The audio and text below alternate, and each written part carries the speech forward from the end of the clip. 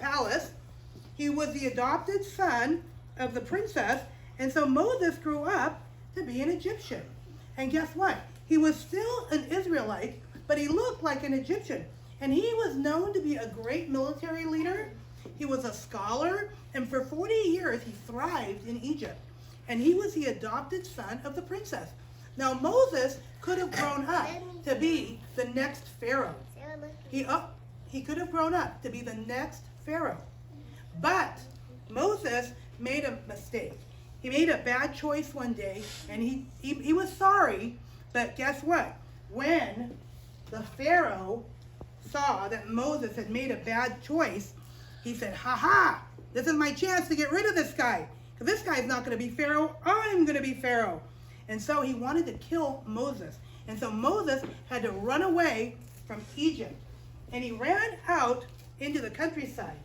And so now Moses is in the country. He meets a nice family, and he gets married, and he spends about 40 years out in the country with his wife, with his father-in-law, and he's a shepherd. Isn't it funny how God always uses shepherds? Because shepherds know how to take care of sheep, and they know how to take care of people. And so he's a shepherd. He's saying, "I'm happy out here. I don't miss the Pharaoh and the castle at all. I can live here forever." Well, he spends 40 more years. So now Moses is 80 years old, and life is good. He's a shepherd. He's taking care of some sheep. Well, he goes up to this very special mountain, and all of a sudden, he sees something interesting. He sees a bush that looks like it's on fire, but the bush is not burning up. And guess what? He decides to do something. He decides to go and take a closer look. And this is what I wanted to tell you about not missing it. Many people would have said, "Hey, that's kind of cool. Looks like a burning bush. Yeah, I gotta go." And so God won't talk to you because they're too busy. Or like, "Oh, that looks like it's a cool burning bush, but you know what? I got a lot of stuff to do. So yeah, I'll come back." And when they come back, the burning bush is gone. But not Moses. Moses saw the burning bush, and he went to take a closer look. And when he did that, God looked from heaven and he said, "Moses drew near to me, and now I'm going to speak." And so guess who was in the burning bush? Jesus. Jesus was in the burning bush. And he said, "Moses, Moses, this is the God of your grandfather Abraham, Isaac, and Jacob. I need you to do something. But first, take off your shoes." So Moses had to take off his shoes. Now the reason he had to take off his shoes, because God told him, "You are on holy ground." Because when we go into God's presence, we're on holy ground. You know that we're on holy ground right now? When you go to church and you fellowship with other people, you're on holy ground. And so he was on holy ground. And he said, "Moses, I want you to go to Pharaoh, and I want you to tell him to let my people go." And so Moses, you think he said, "Okay, yeah, I'll do it." No, he's like, no, you got the wrong guy. I can't do it. He said, if they ask me who you are, what am I going to say? And so Jesus tells him, "Tell them my name is I am." And Moses goes, "I am? That's your name? I am?"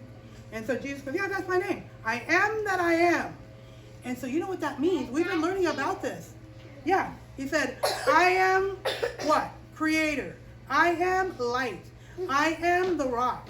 I am the gate. I am the lamb. I am that I am. I'm everything." And so Moses, did he say, "Hey, that sounds great. I think I'll go now. I'll do it"? Nope. He goes, No. I think you got the wrong guy. What if I go over there?" He goes, "I can't go to Pharaoh and tell him, 'Let your people go.'" He said, "What if they don't believe me?" And so God says this, "What do you got in your hand?" And he goes, "A shepherd's rod." He goes, "Throw it on the ground." And so when he threw the shepherd's rod on the ground, it turned into a what? A snake. And Moses goes, snake! I don't like snakes. And so, Did I get a snake? no, and Jesus says, "Pick it up." And so Moses picked up the snake, and it turned back into a what? Stick. And so he goes, "I want you to show the people how to do this. Because in this stick is going to be the power of God." So you think Moses said, "Okay, I believe you now. Now I'll go do it." No, he didn't. He said, No. You got the wrong guy. He goes, when I get nervous, I can't speak. I don't know what to say. I don't have the words to say.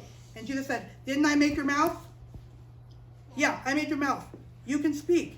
I made that mouth. You'll be able to speak. No, I can't do it. And so he goes, all right. And Jesus got a little bit angry because now he's told him 3 times, go and do what I said, but he's still not listening. And so Jesus said, okay, I'll give you your brother.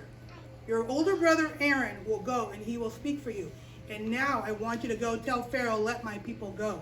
And this time Moses said, okay, I'll do it. So we're going to watch a little movie.